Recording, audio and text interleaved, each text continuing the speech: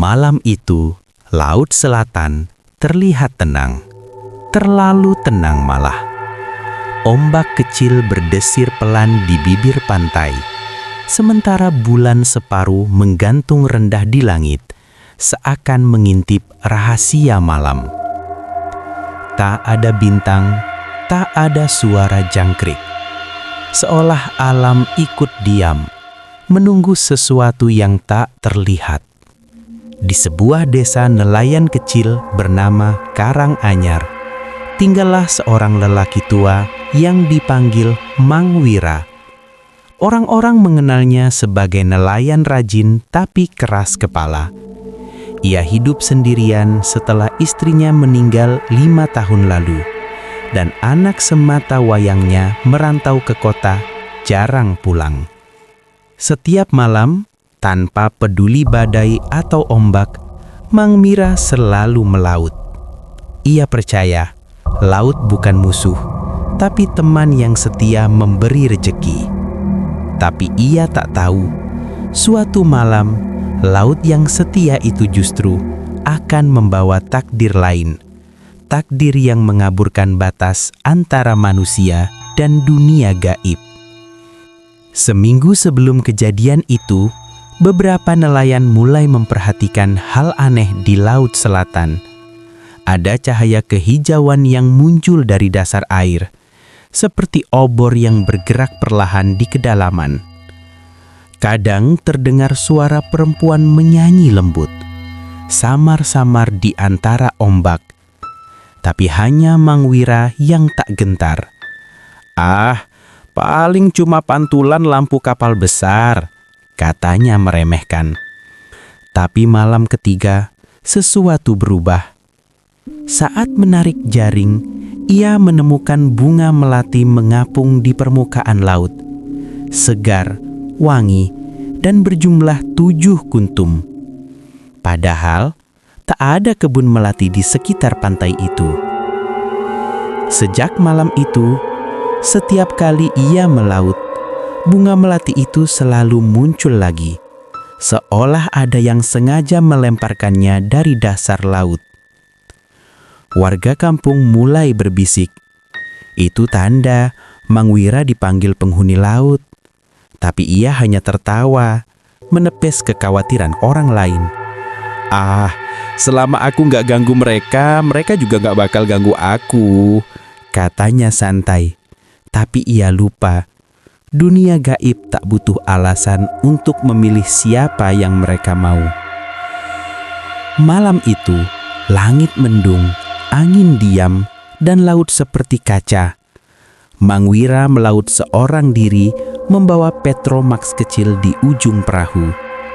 Tapi baru beberapa menit di tengah laut, kabut turun tebal, sangat tebal, sampai tak terlihat ujung perahu sendiri. "Aneh, biasanya kabut nggak secepat ini," gumamnya. Lalu suara itu datang, lembut, dalam, memanggil namanya pelan. "Wira." Ia menoleh, tak ada siapa-siapa, hanya kabut. Tapi suara itu terdengar lagi, kali ini lebih dekat. "Wira, ikut aku, laut memanggilmu." Seketika, tubuh Mang Wira merinding. Ia mencoba menyalakan lampu Petromax, tapi nyalanya padam sendiri. Ombak tiba-tiba menggulung, lalu tenang kembali, dan di antara kabut muncul sosok perempuan. Wajahnya pucat, rambutnya panjang sampai pinggang, berkibar lembut seperti di dalam air. Matanya memancarkan cahaya hijau lembut, menatap Mang Wira dengan senyum samar. "Siapa kamu?" tanya Mang Wira terbata. "Aku yang telah lama menunggumu," jawab perempuan itu. "Kau sendirian di dunia atas, dan aku sendirian di dunia bawah. Ikutlah, dan semua yang kau inginkan akan kuberikan." Lalu, dalam sekejap, semuanya gelap. Perahu Mang Wira ditemukan mengapung tanpa awak keesokan paginya. Ketika Mang Wira membuka mata, ia terkejut. Ia tak berada di laut, tapi di dalam ruangan besar berwarna hijau kebiruan. Di luar jendela, terlihat ikan-ikan berenang dan karang berkilau seperti permata. Ia bisa bernafas, meski tahu dirinya di dasar laut. Selamat datang di Istana Laut Dalam, tempat kedamaian dan keabadian. Suara itu terdengar lagi. Di hadapannya berdiri perempuan yang ia lihat tadi malam. Kini mengenakan mahkota mutiara dan gaun dari sisik ikan yang berkilau lembut. Aku, Ratu Laut Dalam, penguasa dunia bawah. Aku telah mengawasi hidupmu, Mang Wira. Kesepianmu, penderitaanmu, kesetiaanmu pada laut. Kini waktumu tiba. Aku ingin kau jadi pendampingku. Mang Wira kaget. Pendamping? Aku manusia. Di sini, manusia dan siluman tak berbeda. Kau akan hidup abadi. Tak lapar, tak tua, tak miskin. Tapi hanya satu syarat. Jangan kembali ke dunia manusia. Ratu itu tersenyum dan mengulurkan tangan. Terimalah aku, dan lautan akan jadi milikmu. Mang Wira menatap sekeliling. Keindahan itu memakau. Ia teringat istrinya, rumah reotnya, dan kesepiannya yang panjang. Tanpa berpikir panjang, ia menjabat tangan sang ratu. Sejak saat itu, ia resmi menikah dengan makhluk laut. Hari-hari di istana bawah laut terasa seperti mimpi. Makanan lezat, nyanyian lembut dari dayang-dayang laut, dan kilauan mutiara di setiap sudut ruangan. Tapi sesekali, jauh di kedalaman, Mang Wira mendengar suara-suara aneh, seperti tangisan atau jeritan dari manusia lain yang tak terlihat. 7 hari kemudian, warga kampung dikejutkan dengan kembalinya Mang Wira. Ia muncul di pantai pagi-pagi, berjalan tanpa alas kaki. Pakaiannya basah tapi bersih, wajahnya pucat, matanya sayu tapi tenang. Mang Wira, kemana aja Mang? Kirain kau hilang. Tapi ia hanya tersenyum. Aku gak hilang, aku baru pulang dari tempat yang indah. Sejak hari itu hidupnya berubah. Setiap kali melaut hasil tangkapannya luar biasa.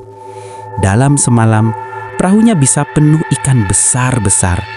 Kadang ia tak melaut, tapi besok paginya perahunya sudah terisi ikan segar. Orang-orang mulai curiga. Mang Wira punya penunggu, kata mereka. Tapi ia tak pernah menjawab, hanya tersenyum setiap kali ditanya. Suatu malam, tetangga melihat dari jauhan.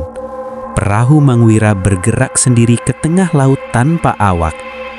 Tapi di atas ombak, terlihat bayangan perempuan berambut panjang, berdiri di ujung perahu melambai pelan.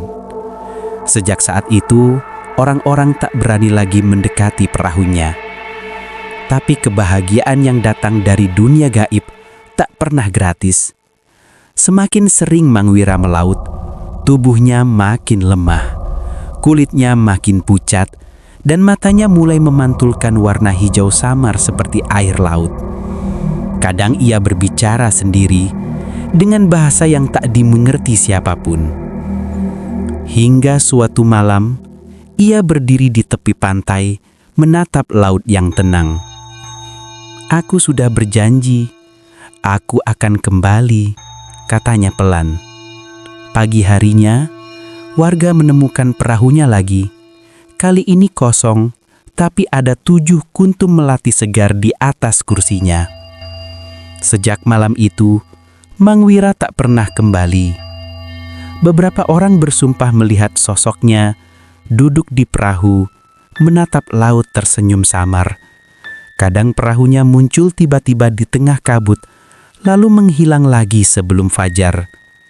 Dan jika kau melaut di perairan Karanganyar tengah malam dan mencium wangi melati tanpa sebab, jangan menoleh, karena mungkin Ratu Laut Dalam sedang mencari pendamping baru. Setiap permintaan punya harga, dan kadang harga itu adalah jiwamu sendiri. Suara Tengah Malam.